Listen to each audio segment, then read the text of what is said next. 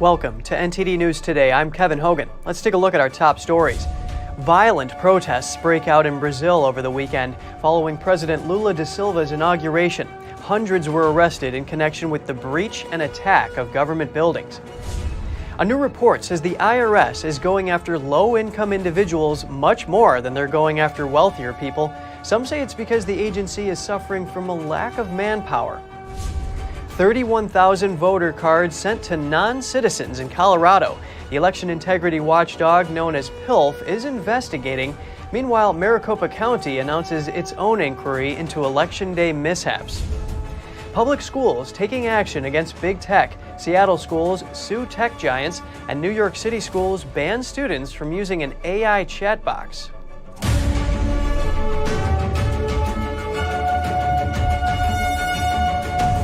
An update on the protests in Brazil. Over 400 people have been arrested after government buildings were breached and attacked over the weekend. Those include the country's Congress, Supreme Court, and presidential palace in the capital of Brasilia. It comes a week after President Lula da Silva was inaugurated. We hear some analysis on the timing and condemnations of the violence. Joining us now to discuss is Marcos Chatbot, the editor-in-chief of the Epoch Times Portuguese. He joins us from Brazil. It's great to have you with us today, Marcos. Thank you for having me. The protests in Brazil over what Bolsonaro supporters say was a rigged election seemed peaceful before the new year. What do you think may have caused this outbreak of violence? Now, I've talked to some of the protest organizers yesterday and today early morning, and what they tell me is that people have possibly been infiltrated there from left-wing movements. They've quoted the National Union of Students, UNI, and Antifa. Now, that's not what most mainstream press have been reporting. And even if people are not infiltrated, I think a sense of hopelessness has probably kicked into the protesters after President Jair Bolsonaro went to the U.S. and the armed forces, the military, which they placed a lot of hope on, didn't act in any way to perhaps firstly investigate the election. Speaking of the protesters themselves, in the aftermath, arrests have been made, but some protesters seem unwilling to back down. What might happen now, and what does this mean for Brazil politically? It's a very tense situation for Brazil right now. In the aftermath of the breach of the government buildings, Lula has basically given himself extraordinary powers in the federal district region, the region of Brasilia. What basically this means is that the public security apparatus of that region has extraordinary powers to act in the sense of perhaps making arrests or using extraordinary financial resources. And a man has been named the sort of commander-in-chief of his operation in Brasilia, and that man is directly linked to the Communist Party of Brazil.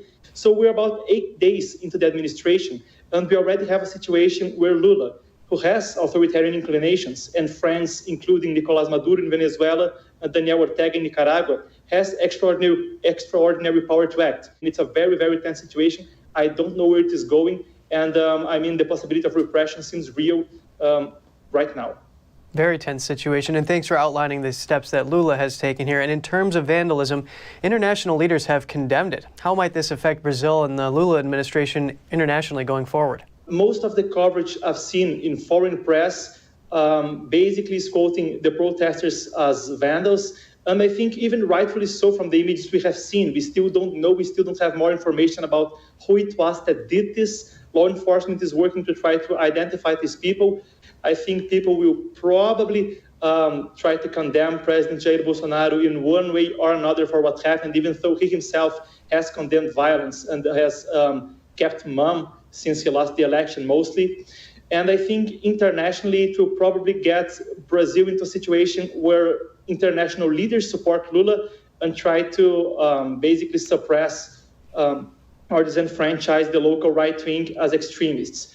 And speaking of other countries and former President Jair Bolsonaro condemning the violence, President Biden condemned the violence as well and called it an assault on democracy. Democrats have likened it to the January 6th Capitol breach and have called for Jair Bolsonaro, who condemned the violence himself, to be thrown out of Florida. What is your reaction to this? There are parallels to be made with January 6th, and I think especially in the way left wing has reacted in the U.S., and I think we are likely to see a similar reaction in the Brazilian a left wing, trying to get President Bolsonaro associated to the vandalism and trying to indict him or get him to be unable to run for office in 2026. Thank you for outlining those parallels there. Marco Chatbot, editor-in-chief of the Epoch Times Portuguese. Great to have your analysis. Thank you for having me, Kevin. A new report says the IRS continues targeting low-income earners with more audits than high-earning individuals. It's believed the agency does that due to a lack of manpower. Meanwhile, newly elected House Speaker Kevin McCarthy says cutting back planned funding for the IRS is the first thing he'll try to do. Here's more. A recent report by Syracuse University says the IRS is continuing to audit more low-income groups than billionaires and millionaires. During fiscal year 2022, the rate of income tax audits per 1,000 individuals reportedly stood at 12.7 for the lowest income wage earners and 2.3 for everyone else. This made low-income wage earners the taxpayer class with by far the highest audit rates, clocking around 5.5 times more than everyone else. The report gives a possible explanation for that, saying that low-income wage earners have historically been targeted not because they account for the most tax underreporting, but because they are easy marks in an era when IRS increasingly relies upon correspondence audits, yet doesn't have the resources to assist taxpayers or answer their questions. The report comes as Republicans have said they'll repeal the Biden administration's push to hire 87,000 new IRS agents. The Inflation Reduction Act had set aside $80 billion in funding for hiring the new agents. Only around $3 billion was set aside for taxpayer services, with around $45 billion going for tax enforcement. The move was met with strong resistance from the GOP. In his first speech after being elected Speaker of the House, GOP Representative Kevin McCarthy said the first bill he wants to see passed is one to cut back funding for the new IRS agents. I know the night is late, but when we come back, our very first bill will repeal the funding for 87,000 new IRS. He said Republicans believe government should be to help people, not go after them. House Majority Leader Steve Scalise recently said there's legislation that's ready to go that Republicans will bring to the House floor during the first 2 weeks of 2023. It's not exactly clear yet when that will be done. A national election integrity watchdog group known as PILF is investigating what went wrong with voter registration drives in Colorado. This as 31,000 voter registration instruction cards were sent to foreign nationals living in the state. NTD's Daniel Monahan has the report. The Colorado Secretary of State's office acknowledged the faulty mailing back in October. The registration information was sent out in the months leading up to the 2022 midterm elections. PILF says the Secretary of State's office blamed a data analytical error. To clear up the mistake, the Secretary of State's office sent a second mailing to non-citizens. It informed them that the first mailing had been sent in error. It also clarified voter eligibility requirements. Investigators say Colorado's contractual relationship with the Election Registration Information Center, or ERIC, needs to be examined. ERIC is a non-profit organization offering voter roll services to 32 states. PILF asserts that ERIC played a significant role in the problems. Meanwhile, PILF has been embroiled in a year-long legal battle with Secretary of State Jenna Marie Griswold. They want to force her to make election roll maintenance records public. PILF investigators have made various requests to inspect and copy election roll documents. She has refused to oblige their requests, citing various legal exemptions. In August of 2021, PILF formally notified Griswold that she was in violation of federal law. This for failure to permit public inspection of Colorado's state voter lists. PILF gave Griswold 90 days to cure the violation or face a lawsuit. The Colorado Secretary of State's office denied PILF's request again in late November 2021. A lawsuit was filed by PILF against Griswold on December 16, 2021, in the United States District Court for the District of Colorado. The case is still pending. Daniel Monahan, NTD News. Arizona's Maricopa County is launching an investigation into the Election Day problems that occurred. Chairman Bill Gates says the probe will be an important step to get to the bottom of the printer issues that affected multiple voting centers. Voters across the county found their ballots couldn't be processed by machines in the 2022 midterm elections. That problem led to long lines at voting centers and workers having to tabulate the votes at a later date. At least 70 of the county's polling sites were affected, representing some 17,000 ballots. A cyber expert who examined ballots said he found 19-inch images printed on 20-inch paper, causing processing problems. The information was revealed during a trial held for a lawsuit brought by Kari Lake. Republican Ben Sasse has officially given up his chair in the Senate. The politician from Nebraska is taking on a new role as president of the University of Florida. Sasse leaves the Senate a mere 2 years into his second term. This after the University of Florida Board of Trustees voted unanimously in November to appoint him president. Sasse has had a frayed relationship with Republicans since his outspoken criticism of former President Donald Trump. He was one of 7 Republican senators who voted to convict Trump in his second impeachment trial. That legal proceeding stemmed from the January 6 breach of the U.S. Capitol. President Biden visited the U.S.-Mexico border yesterday. He flew into El Paso, Texas, where he was greeted by Governor Greg Abbott. Abbott met Biden as he departed the plane and hand-delivered a letter to him. NTD's Jeremy Sandberg has more on Biden's first visit to the southern border since taking office. Abbott started his letter with, "Your visit to our southern border with Mexico today is $20 billion too little and 2 years too late." His stern words for the president didn't end there. The Texas governor called the trip a photo op and a game of pretend in a carefully stage-managed version of El Paso. He says the city rushed to remove illegal immigrants and migrant camps crowding the downtown core ahead of the visit, and that his trip sidesteps the sites where mass illegal immigration occurs, as well as avoids the thousands of landowners whose lives he says were destroyed by Biden's border policies. Abbott told Biden it's because the administration wants to shield him from the chaos being endured by Texans every day. Biden's roughly 4-hour visit was highly controlled. He encountered no migrants except about a dozen visible on the Mexican side. His visit did not include time at a border patrol station where migrants who cross illegally are arrested and held before their release. He delivered no public remarks. Abbott said in his letter that the border crisis is a direct result of Biden's failure to enforce immigration laws enacted by Congress. He pointed out a stark contrast between Biden's administration and former President Trump's, saying during Trump's time in office, the federal government achieved historically low levels of illegal immigration. Now Abbott says the U.S. is suffering the worst illegal immigration in the history of the country, and that the current open border policies are emboldening the cartels, who grow rich off trafficking fentanyl and human beings.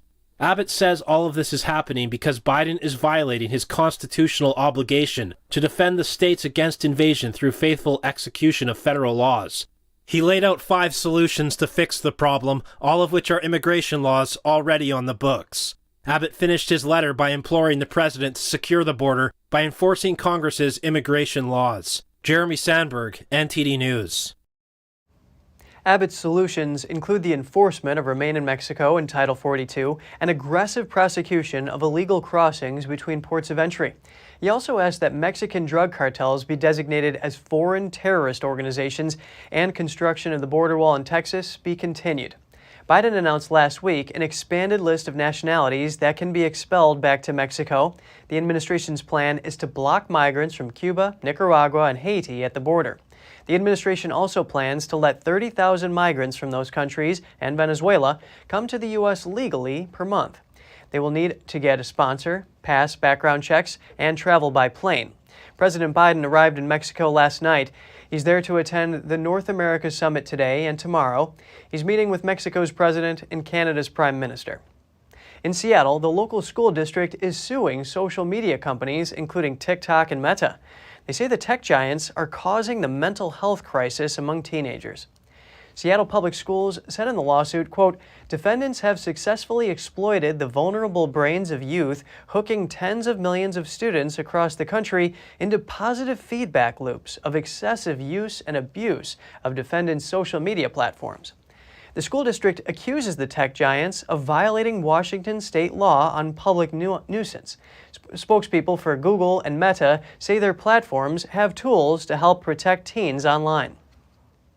Students could be using artificial intelligence to cheat on schoolwork. For just that reason, the New York City Department of Education recently blocked an AI service from its networks and devices. The bot is called ChatGPT. It's an AI chat box capable of mimicking human speech. It can also generate essays, technical documents, and poetry, and it's free. The program compiles historical facts and even makes logical arguments that sound convincing. It also ensures the output is grammatically correct. Now, if individual schools want to access the service to study its technology, they need to put in a request.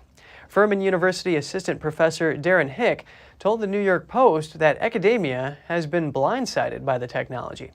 A student in his class already used it to fabricate an essay assignment.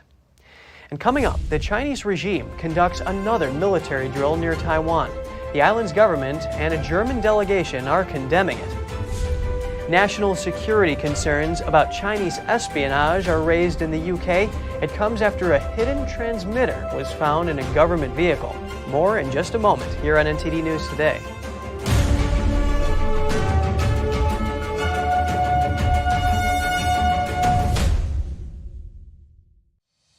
We're entering an unprecedented period of economic turmoil. The economy is unstable, our government is in shambles, and the global war on energy has created a domestic crisis. Americans need a way to protect their financial future. One way to ensure your wealth in retirement is by purchasing physical gold and silver. We can help. You can roll any part of your retirement account into a gold or silver IRA. Better yet, you can open a gold or silver IRA in 5 minutes or less using our online application. Preserving your family's financial legacy is a choice that's always available to you. And when you're ready, we're here to help. Call us and speak to one of our IRA professionals. Let's build your financial legacy together. GSI Exchange, wealth for generations to come.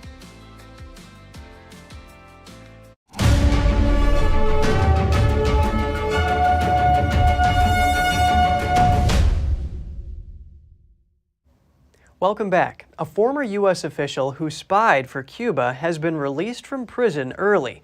She had spent 20 years behind bars for leaking information to the Cuban regime.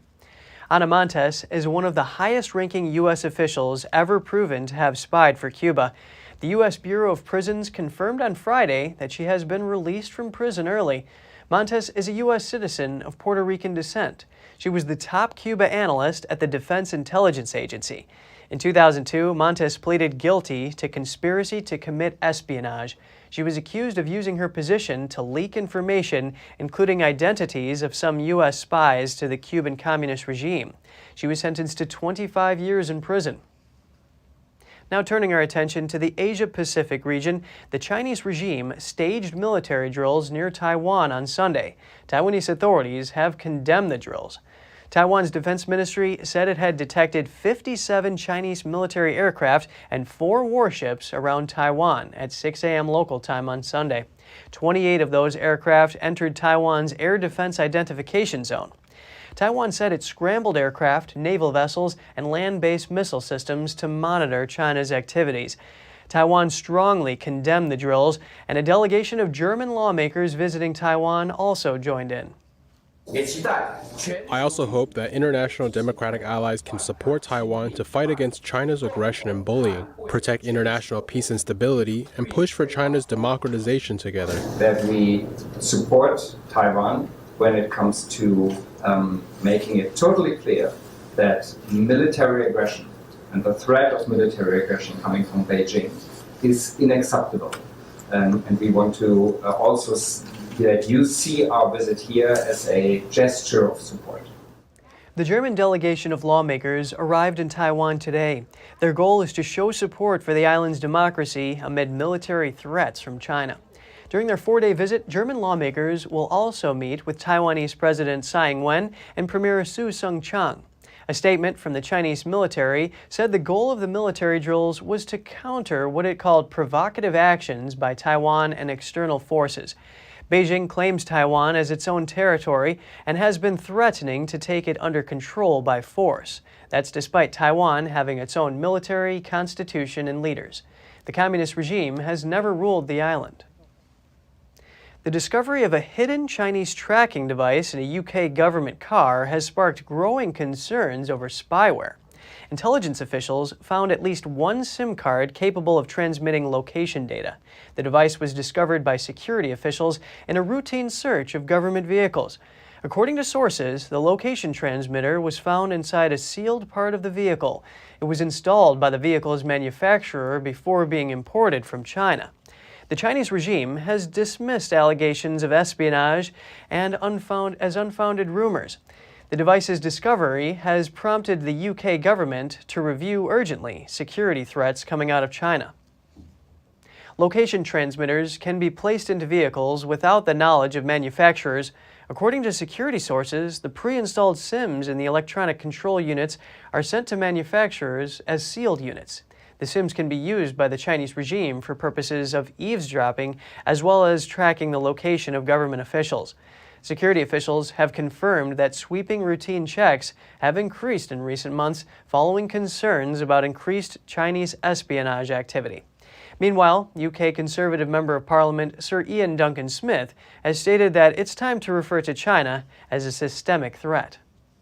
Japan's Self-Defense Force paratroopers conducted joint military drills with U.S., British, and Australian troops on Sunday. The hour-long drill is held every year in January. About 1,000 troops participated from Japan's 1st Airborne Brigade, the country's only unit for parachute assaults. In addition to 70 U.S. Army soldiers, about 30 soldiers from the British and Australian Army also took part in the drill for the first time and jumped off transport aircrafts. After inspecting the drills, Japan's defense minister said the joint exercises demonstrate strong cooperation and ties with allies. He also said he hopes Japanese paratroopers will continue to conduct all kinds of military exercises and live up to the Japanese people's trust and expectations.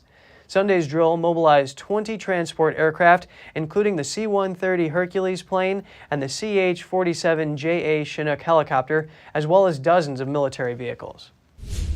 And still to come, Novak Djokovic returns to the Australian Open after being deported last year. Rafael Nadal will play despite last year's injuries. And a winter tradition returns after a 3-year break due to the pandemic. South Korea's annual ice fishing festival made an impressive comeback over the weekend. Stay tuned for more right after the break.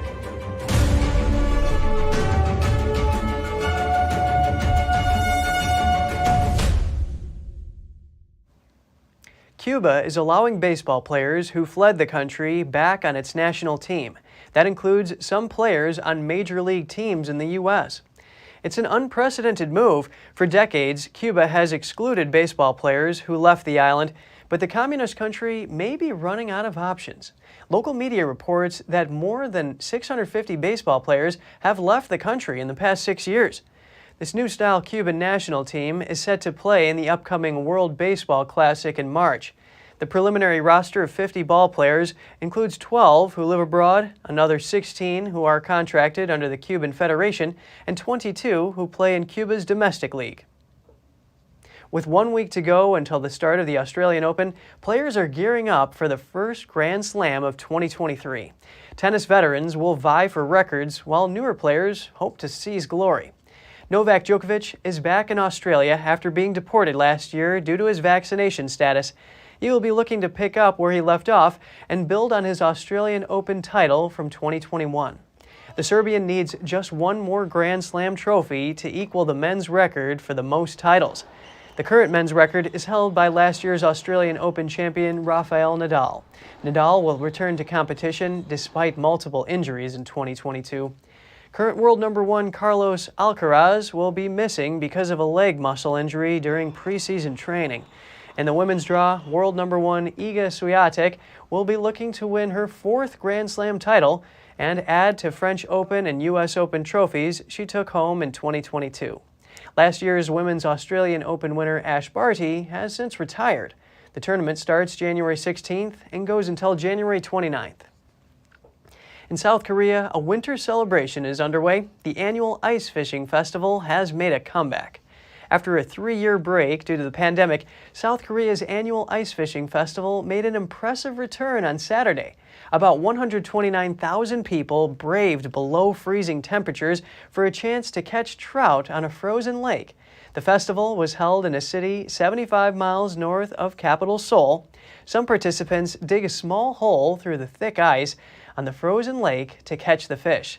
Others choose to jump into a pool of freezing water to catch the fish with their bare hands. Police officers, medical, and disaster response teams were mobilized to ensure the safety of the participants. The festival kicked off on Saturday and will continue until January 29th. Mindfulness and meditation can significantly lower stress levels. This may explain why they can also help to control your blood sugar. Here's Gina Marie with Strong Mind and Body.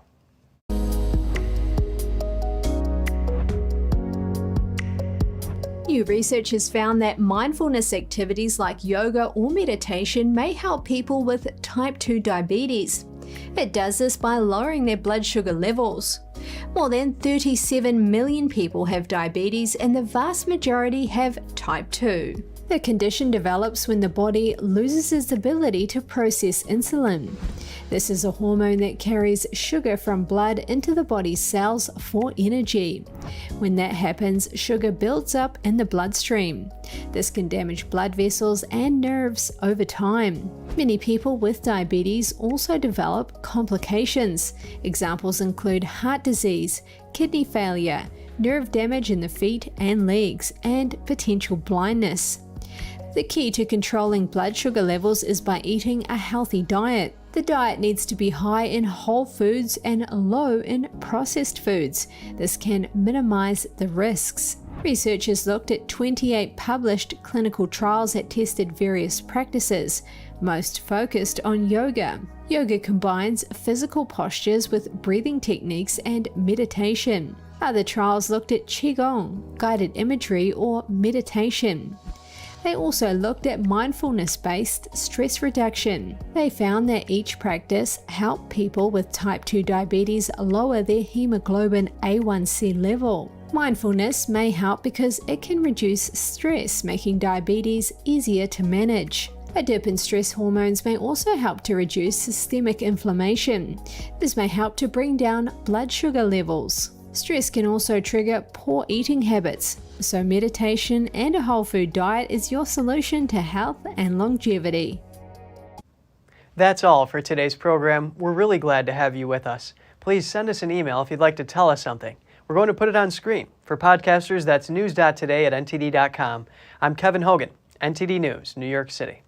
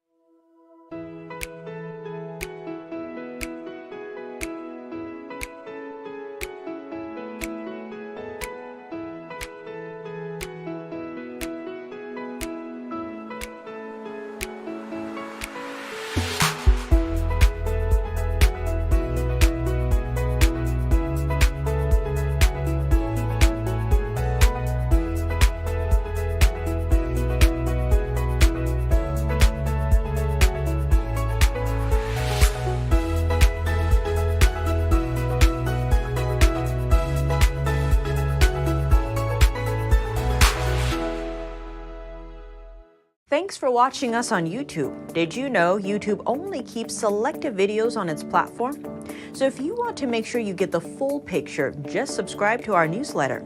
Go to newsletter.ntd.com and sign up. It's free.